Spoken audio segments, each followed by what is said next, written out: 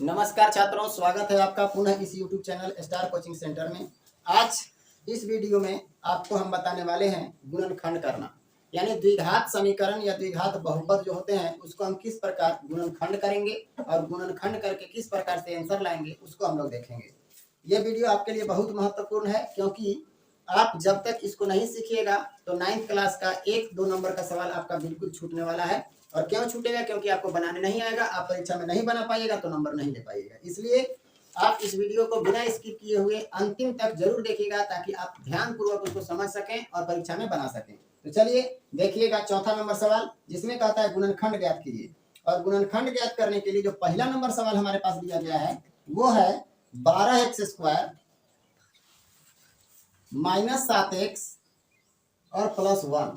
ध्यान दीजिएगा इसको। इस तरह के सवाल यानी 3 पद में यदि बटे हो और स्क्वायर के रूप में हो, यानी जो द्विघात समीकरण हो या द्विघात बहुपद हो, उसका हम गुणनखंड करने के लिए 2 तरीका अप्लाई करते हैं। पहला तरीका ये होता है कि यदि इसको हम स्क्वायर के रूप में तोड़ सकें, 1 का स्क्वायर कर सकते हैं, इसको भी स्क्वायर के रूप में तोड़ पाते तो a - b के होल स्क्वायर पर या फिर a + b के होल स्क्वायर पर तोड़ सकते थे। लेकिन ये a - b और a + b के होल स्क्वायर पर नहीं टूटेगा। क्यों नहीं टूटेगा?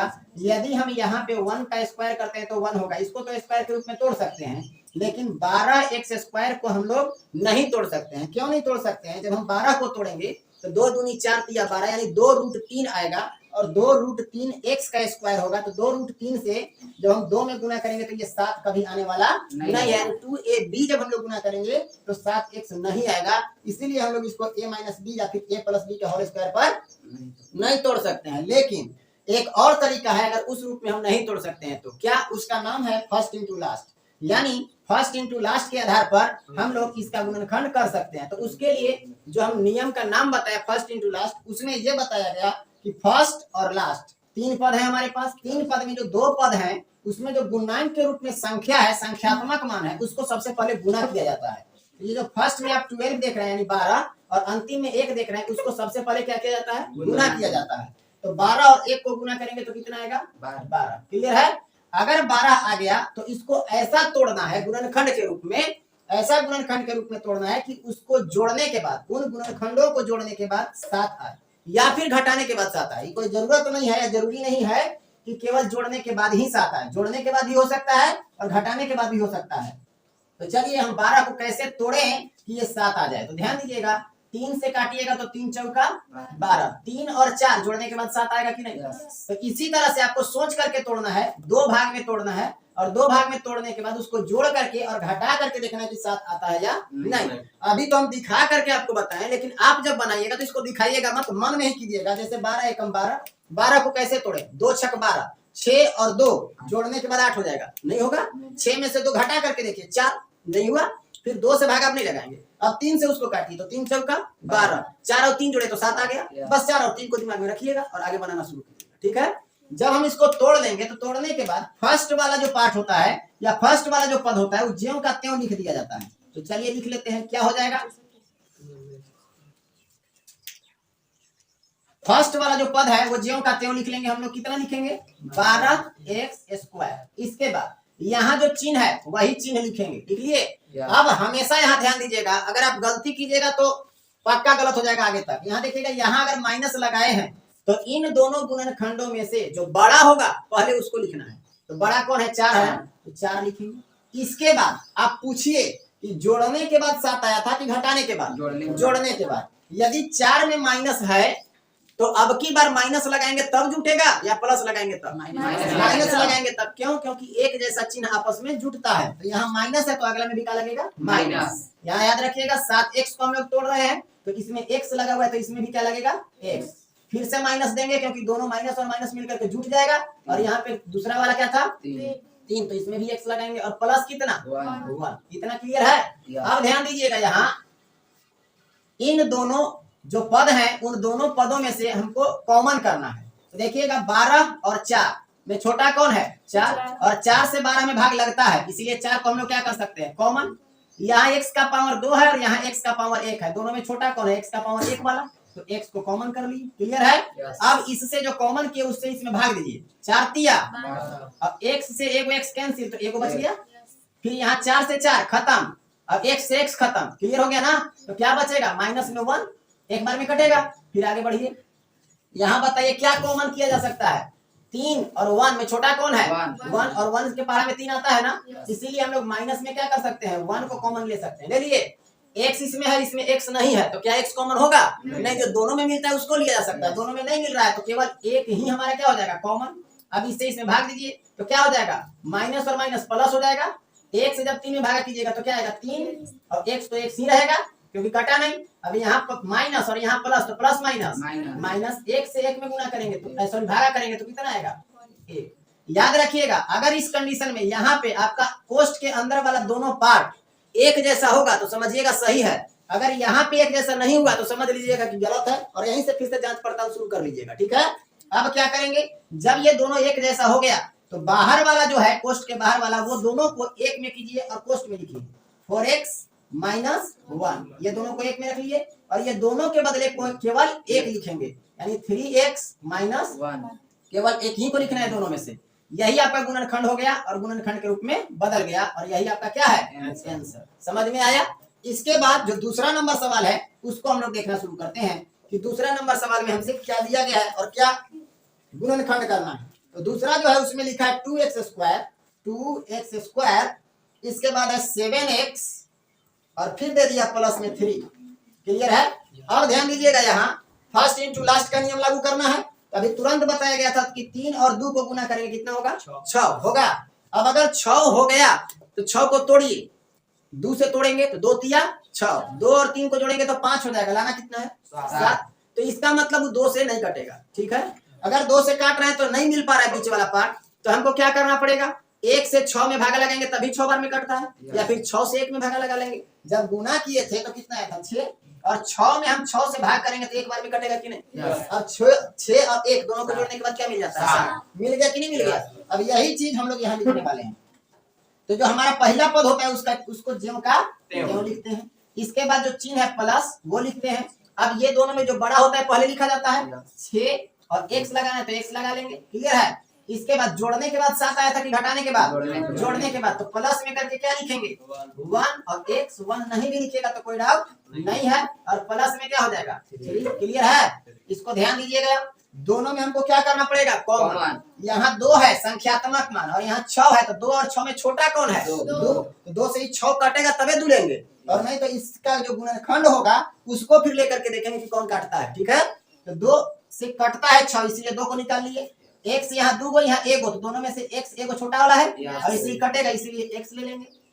अब बताइए, जो कॉमन की उससे हम भाग करते हैं, 2 से 2 कैंसिल, x से x एगो खत्म हो जाएगा तो क्या बचेगा, केवल x बचेगा कि नहीं। फिर यहाँ प्लस का चिन्ह लगाएंगे, 2 से 6 को काट लिए, 2 तिया 6 और x से x कैंसिल हो जाएगा ना। चलिए क्लियर हो गया। अब यहाँ देखिएगा 1x और 3, तो 1 और 3 में छोटा कौन है 1, तो प्लस में 1 कॉमन किया जा सकता है। x एक ही गो में है इसलिए x को कॉमन नहीं करेंगे, तो जब हम इससे भाग करेंगे तो केवल x बचेगा, और फिर प्लस और प्लस मिलकर के प्लस 1 से 3 में भाग करेंगे तो क्या हो जाएगा 3। आगे चलिए, अब देखिएगा दोनों एक जैसा आया क्या, एक जैसा आया तो हम लोग खुश हो जाएंगे, सही हो गया। अगर यही एक जैसा नहीं आएगा तो दुख होगा, और तुरंत हम लोग फिर देखने लगेंगे कि कहाँ प्रॉब्लम हुआ है। आगे देखिएगा, अब ये दोनों के बदले एक और में लिखेंगे, और ये जो 2x और प्लस 1 है उसको एक में लिखिए, 2x प्लस 1 एक में लिखेंगे, और ये दोनों के बदले एक। चलिए x प्लस 3, यही आपका गुणनखंड के रूप में आंसर हो गया। उम्मीद है समझ में आया होगा। अब हम लोग देखेंगे इसका अगला प्रश्न, यानी प्रश्न संख्या 4, 3 है।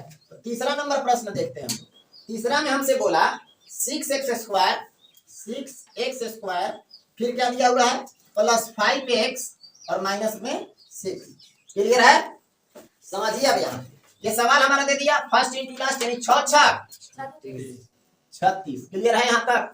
अब आप थोड़ा सा सोच करके देखिए कि इसको कैसे तोड़े कि 5 आएगा।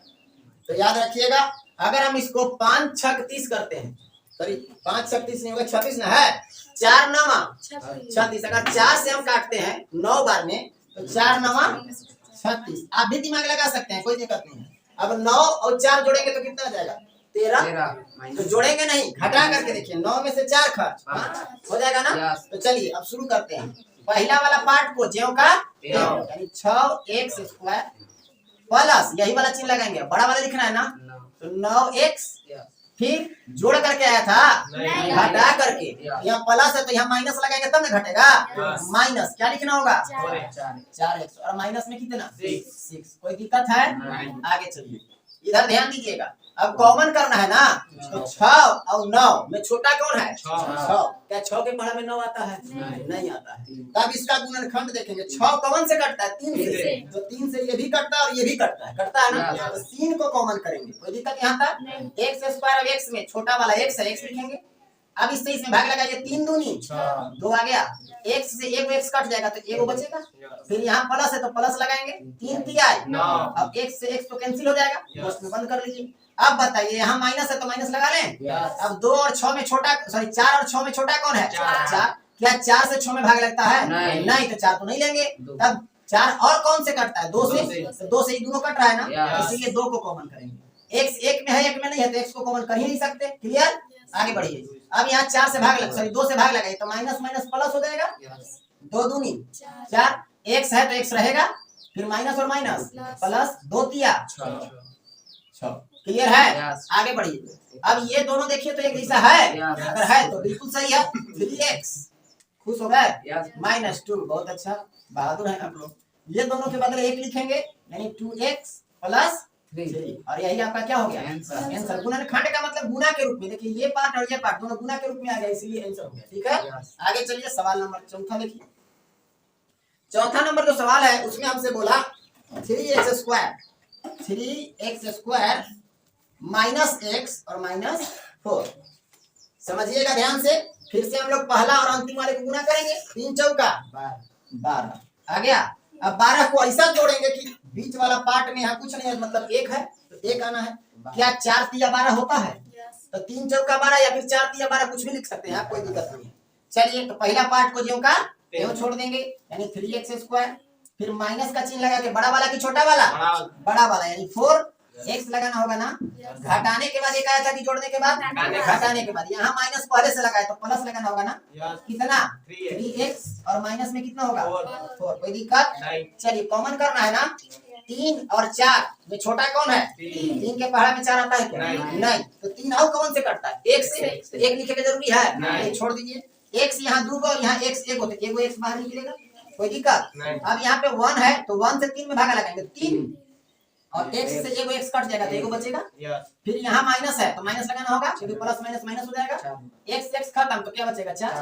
अब आगे बढ़िए, प्लस यहाँ पे आइएगा 3 और 4 में छोटा कौन 3, लेकिन 3 के पहाड़ में 4 नहीं आता है, तो क्या करना होगा 1 को कॉमन लेना होगा, क्योंकि 1 से 3 कटता है। चलिए 1 ले लिए, तो यहाँ क्या बच गया जब हम यहाँ से यहाँ भाग करेंगे तो 1 तिया 3 बार में कटा, अब x रह जाएगा, फिर यहाँ प्लस और यहाँ माइनस, तो प्लस माइनस 1 से 4 में भागा लगाइए 4 बार में। क्लियर है?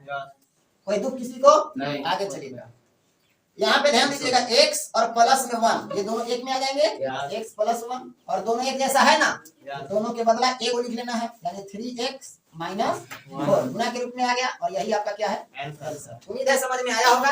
यदि समझ में आया हो तो चैनल को लाइक करना बिल्कुल ना भूलें, साथ ही साथ शेयर करें, और कहीं भी दिक्कत हो तो आप कमेंट करें ताकि हम इसको और सरल विधि से आपको समझा सकें। धन्यवाद।